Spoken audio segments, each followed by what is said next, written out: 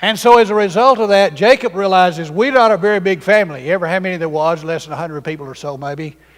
And he says, all these Canaanites are going to get together and they're going to wipe us out. He was scared to death. And so he has another crisis.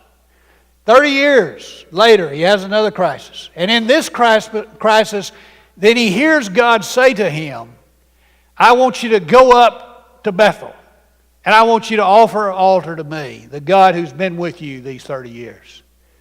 Isn't it amazing that when we get ourselves in a bind in life, we can hear the voice of God?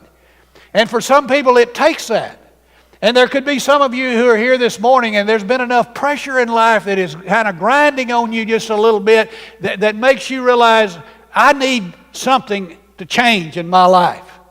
And so you might be here this morning because you realize a new year, there's got to be something better and different than what it has been. And so there's a crisis of faith in your life and you hear, and God's saying to you, I want you to return to Bethel. I want you to come to the house. I want you to go back home. I want you to come to my presence. And I think there's something in all of us that wants that, isn't there?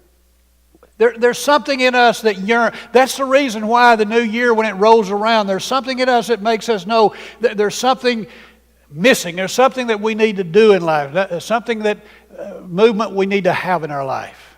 And that's God's call upon our life. Do you hear His voice today? I remember a story I heard about Paco. Paco was a kind of a common name for boys in South America.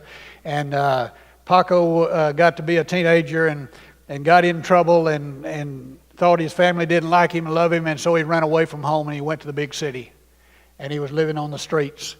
And his daddy loved his son and he wanted his son back, and he didn't know how to get a hold of him, so he went to the city looking for him. He looked days, he couldn't find his son Paco. And so finally in desperation he says, I'm going to put an ad in the paper. And so he put an ad in the paper and he says, Paco, I love you and I want you to go home with me. Your daddy.